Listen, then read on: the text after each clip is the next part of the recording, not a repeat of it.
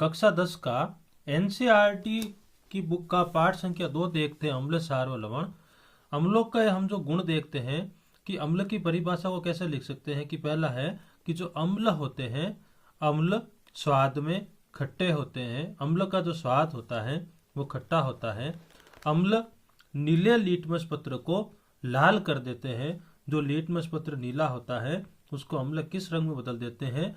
लाल रंग में बदल देते हैं। और अम्ल जो है वो जलीय विलयन में हाइड्रोजन आयन देते हैं। अम्ल कौन होंगे? जो जलीय विलयन में कौन सा आयन देंगे? H+ ion. और इसके आधार पर हम अम्लों को 2 भागों में विभाजित करते हैं, जिसमें से पहला भाग होता है प्रबल अम्ल, दूसरा भाग होता है दुर्बल अम्ल। ध्यान रखिएगा, जो जलीय विलयन में पूर्णत आयनित हो जाते हैं या जो अधिक मात्रा में H+ आयन देते हैं वे प्रबल अम्ल कहलाते हैं। अम्लों को हमने 2 भागों में बांटा था, प्रबल अम्ल और दुर्बल अम्ल। जो अधिक मात्रा में H+ आयन दे या जलीय विलयन में पूर्णत आयनित हो जाए क्या कहलाएंगे? प्रबल अम्ल। जैसे हाइड्रोक्लोरिक अम्ल, नाइट्रिक अम्ल या सल्फ्यूरिक अम्ल। और वे जो जलीय विलयन में पूर्णत आयनित नहीं होते हैं या कम मात्रा में H+ आयन देते हैं क्या कहलाते हैं? दुर्बल अम्ल। जैसे CH3 COOH एसिटिक अम्ल या H2CO3 कार्बोनिक अम्ल। आइए देखते हैं किसमें कौन सा अम्ल पाया जाता है। जैसे कि सिरके में एसिटिक अम्ल पाया जाता है, इमली में टार्ट्रिक अम्ल पाया जाता है, संतरे में एस्कॉर्बिक अम्ल पाया जाता है, चींटियों में फॉर्मिक अम्ल पाया जाता है और जठर रस में हाइड्रोक्लोरिक अम्ल पाया जाता है। एक और याद रखिएगा कि जो दूध होता है, दूध में लैक्टिक अम्ल होता है। दूध में लैक्टिक अम्ल होता है। तो ये था अम्ल। अम्ल की क्या परिभाषा हो जाएगी एक बार देखते हैं कि अम्ल जो हैं स्वाद में खट्टे होते हैं, नीले लिटमस पत्र को लाल कर देते हैं और जलीय विलयन में H+ आयन देते हैं। इसके आधार पर अम्लों को 2 भागों में बांटा था, प्रबल अम्ल व दुर्बल अम्ल। आइए देखते हैं सार। सार क्या होते हैं? सार स्वाद में कड़वे होते हैं। जो अम्ल लाल लिटमस को नीला कर रहे थे तो सार जो है सार लाल लिटमस पत्र को नीला कर देते हैं, जबकि अम्ल नीले लिटमस पत्र को लाल। सार है जो जलीय विलयन में OH- आयन देते हैं। इसके आधार पर हमने सार को 2 भागों में बांटा, प्रबल सार व दुर्बल सार। जो प्रबल सार हैं वे सार जिनका जलीय विलयन में पूर्णत आयनन हो जाता है या वे जो अधिक मात्रा में कौन सा OH- आयन देते हैं, प्रबल सार कहलाते हैं। प्रबल सार के उदाहरण हैं पोटेशियम हाइड्रोक्साइड KOH और सोडियम हाइड्रोक्साइड NaOH। और जो दुर्बल सार होते हैं वे सार जिनका जलीय विलयन में पूर्ण आयनन नहीं होता है तथा कम मात्रा में OH- आयन देते हैं क्या कहलाते हैं? दुर्बल सार। जिसमें से उदाहरण है अमोनियम हाइड्रोक्साइड NH4OH और मैग्नीशियम हाइड्रोक्साइड यानी मिल्क ऑफ मैग्नीशिया। आइए हम अम्ल व सार की रासायनिक अभिक्रियाएं देखते हैं और उनके गुणों की भी चर्चा करते हैं कि जो अम्ल है जब धातुओं के साथ अभिक्रिया करते हैं तो क्या होता है। तो ध्यान रखिएगा, जब कोई अम्ल किसी धातु के साथ अभिक्रिया करता है तो लवण और हाइड्रोजन गैस को मुक्त करता है। जैसे कि ठंडी विधि से हाइड्रोजन बनाने की विधि या गर्म विधि से हाइड्रोजन बनाने की विधि में हम क्या करते हैं कि सल्फ्यूरिक अम्ल की क्रिया, जब हम सल्फ्यूरिक अम्ल की क्रिया जिंक धातु के साथ कराते हैं तो यह ZnSO4, यहाँ से क्या निकलता है ZnSO4 और हाइड्रोजन जो है गैस मुक्त हो जाती है। दूसरी है अम्लों की धातु कार्बोनेट के साथ अभिक्रिया।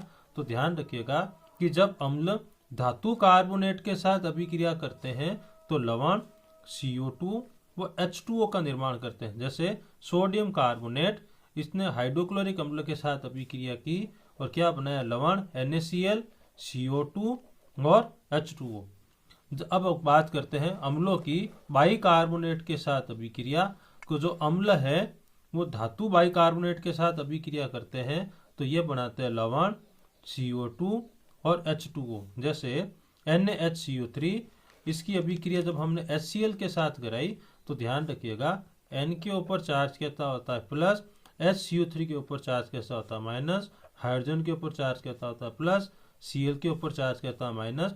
प्लस हमेशा क्या होता है माइनस के पास जाता है और इसने क्या निर्माण किया NaCl, साथ में क्या निकल गई CO2 और H2O। अगली अभिक्रिया देते हैं अम्लों की धातु ऑक्साइड के साथ अभिक्रिया।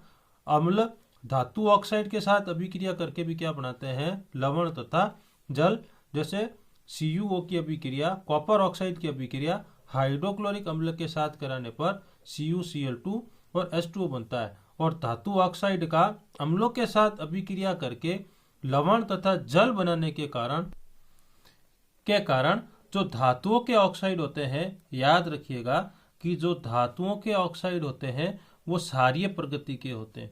धातुओं के ऑक्साइड की प्रकृति क्षारीय होती है क्योंकि धातु ऑक्साइड अम्लों के साथ अभिक्रिया करके लवण तथा जल बनाते थे।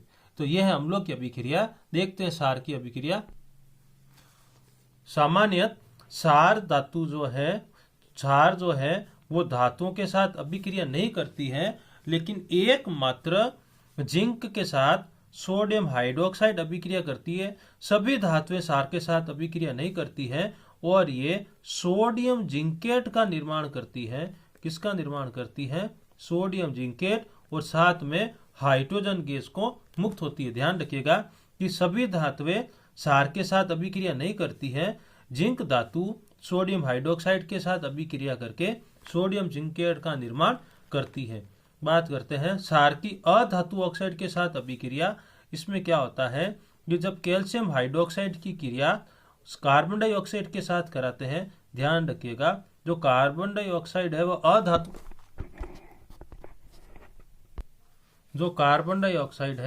अधातु ऑक्साइड होता है और इसकी जो प्रगति है वो कैसी होती है? अम्लीय होती है। तो कैल्शियम हाइड्रोक्साइड की क्रिया जब हम कार्बन डाइऑक्साइड के साथ कराते हैं, देखते हैं अभिक्रिया कैसे होगी।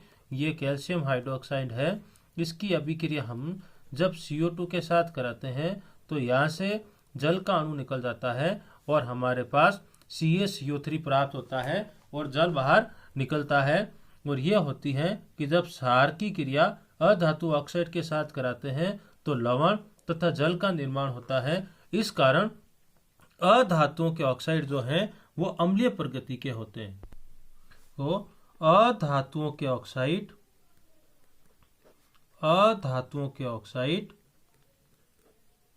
की जो प्रगति होती है, अधातुओं के ऑक्साइड की प्रगति कैसी होती है? अम्लीय होती है। तो यह थी क्षार धातुओं की अभिक्रियाएं। अब बात करते हैं कि जब अम्ल व क्षार अभिक्रिया करते हैं तो क्या होता है। तो अम्ल व क्षार की अभिक्रिया जो है वो उदासीनीकरण अभिक्रिया कहलाती है। जब अम्ल व क्षार आपस में अभिक्रिया करते हैं तो लवण तथा जल बनाते हैं तथा अम्ल व क्षार की अभिक्रिया उदासीनीकरण अभिक्रिया कहलाती है। और यहाँ से क्या होगा, जब HCl की क्रिया सोडियम हाइड्रोक्साइड के साथ कराई जाती है तो NaCl और जल का निर्माण होता है। तो ये थी उदासीनीकरण अभिक्रिया। अगला टॉपिक देखते हैं अपन pH स्केल। तो pH स्केल की जो खोज करता थे वो थे सोरेनसन। और pH स्केल काम क्या करती है? ये अम्ल व क्षार की सामर्थ्य नापती है। जैसे तापमान को नापने के लिए थर्मामीटर होता है, वैसे अम्ल व क्षार कौन कितना ज्यादा अम्लीय है, कौन कितना ज्यादा क्षारीय है, इसको नापने के लिए एक स्केल बनाई गई थी जिसको हम pH स्केल कहते हैं। इसमें जो P है, P का मतलब होता है पुशंस, और जो पुशंस है वो जर्मन भाषा का शब्द है। इस भाषा का शब्द है जर्मन भाषा का, और इस पुशांश का मतलब होता है शक्ति। और जो H है जो हाइड्रोजन आयन होता है, यानी जो H+ आयन है उसको हम कहते हैं हाइड्रोजन आयन। देखते हैं ये इसकी परिभाषा क्या होती है कि हाइड्रोजन आयन की सांद्रता के ऋणात्मक लघुगणक के मान को pH कहते हैं। ये हाइड्रोजन आयन है, ये इसकी ऋणात्मक मान, लघुगणक का जो ऋणात्मक मान है, इसके लघुगणक के ऋणात्मक मान को हम क्या कहते हैं? pH scale. देखते हैं जो pH में यदि pH का मान 7 से कम आता है pH स्केल में तो जो विलयन होगा वो अम्लीय प्रकृति का होगा। विलयन की प्रकृति कैसी होगी? अम्लीय। यदि पीएच का मान 7 आता है तो जो विलयन की प्रकृति होगी वो कैसी होगी? उदासीन। और जो उदासीन प्रकृति होती है वो किसकी होती है? जल की। अगर पीएच का मान 7 से अधिक आता है तो जो विलयन है वो किस प्रकृति का होगा? क्षारीय। एक बार पीएच को वापस देखते हैं। पीएच की खोज किसने की थी? सोरेनसन ने। जो पीएच स्केल बनाई थी वो किसने बनाई थी? सोरेनसन ने। पीएच काम क्या करती है? अम्ल व क्षार की सामर्थ्य नापती है। जो पी होता है, इस पी का मतलब होता है पुषांश, पुषांश माने शक्ति, और एच है इसका मतलब होता है हाइड्रोजन आयन। और यदि पीएच का मान 7 से कम है तो विलयन कैसा होगा? अम्लीय। पीएच 7 है तो विलयन होगा उदासीन, और 7 से अधिक है तो विलयन होगा क्षारीय। आइए पीएच स्केल को देखते हैं। इसमें क्या होता है? 0 से लगाकर 14 तक की एक स्केल होती है। हम बना के देखते हैं। ये स्केल है। यहाँ पर लिखा होता है 0, बीच वाला भाग होता है 7 और यह वाला भाग होता है 14। ध्यान रखिए, जब पीएच 7 आती है तो कैसा होगा विलयन? उदासीन। पीएच 7 आने पर विलयन कैसा होगा? उदासीन। जब हम 7 से इधर की तरफ चलेंगे, मतलब H+ आयन की सांद्रता में क्या होगी? बढ़ देगी, और जो अम्लीय प्रकृति है वो भी बढ़ेगी। लेकिन जब हम 7 से 14 की तरफ जाएंगे तो H+ सांद्रता में क्या आएगी? कमी। और जब 7 से 14 की तरफ जाएंगे तो जो क्षारीय प्रकृति है वो भी क्या होगी? है बढ़ती है। कुछ पदार्थों की पीएच मान देखते हैं। जैसे जठर रस है, जठर रस का पीएच होता है 1.2। नींबू का रस, इसका पीएच होता है 2.2। शुद्ध जल, इसका पीएच होता है 7। जो रक्त है, रक्त की पीएच होती है 7.4। यानी जो रक्त है वो हल्का क्षारीय होता है। रक्त कैसा है? हल्का क्षारीय। और शुद्ध जल कैसा होता है? उदासीन। मिल्क ऑफ मैग्नीशिया है, उसकी पीएच होती है 10, और सोडियम हाइड्रोक्साइड की पीएच होती है 14। पीएच का महत्व देखते हैं। पीएच का जो महत्व है वो 4 में है। जैसे उदर में अम्लता, उदर में जब अम्लता की मात्रा बढ़ जाती है, उदर में जब एसिड की मात्रा, उदर मतलब होता है पेट, जब पेट में एसिड की मात्रा बढ़ जाती है तो उसके उपचार के लिए एंटासिड का प्रयोग करते हैं हम। और जो एंटासिड होते हैं वो क्या होता है? Milk of magnesia. एंटासिड कौन है? Milk of magnesia. और जो दूसरा एंटासिड है वो है सोडियम हाइड्रोजन कार्बोनेट, यानी सोडियम हाइड्रोजन कार्बोनेट। दूसरा है दंतशय। हमारे शरीर का जो सबसे कठोर आवरण होता है वो दांतों का इनेमल होता है। कौन सा होता है? दांतों का इनेमल। और जब दांत की पीएच 5.5 से कम हो जाती है, यानी दांतों की पीएच 5.5 से कम हो जाती है, अम्लीय प्रकृति बढ़ती है, तो हमारा दंतशय प्रारंभ हो जाता है। इससे बचने के लिए हमें दोनों टाइम ब्रश करना चाहिए। अगला है कीटों का डंक। जो कीटों का डंक है, तो कीटों के डंक में फॉर्मिक अम्ल होता है। कीटों के डंक में फॉर्मिक अम्ल होता है। कीटों के डंक में फॉर्मिक अम्ल होता है। जब कीट कोई डंक मारता है तो शरीर में फॉर्मिक अम्ल को छोड़ देता है। इसको उदासीन करने के लिए हमें क्षार का प्रयोग करना चाहिए, जिससे कीट की जलन क्या हो जाए? कम हो जाए। अगला है अम्लीय वर्षा। जो वर्षा का जल होता है उसको हम शुद्ध माना गया है। वर्षा के जल को हम कैसा मानते हैं? शुद्ध। लेकिन जब वर्षा के जल की पीएच 5.6 से कम हो जाता है, जब वर्षा के जल की पीएच 5.6 से कम हो जाती है तो जो वर्षा होती है उसको हम अम्लीय वर्षा कहते हैं। आइए कुछ इंपॉर्टेंट्स देखते हैं।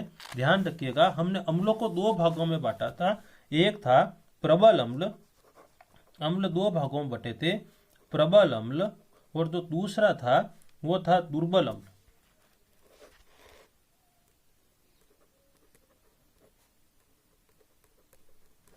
हमने क्षार को भी 2 भागों में बांटा था।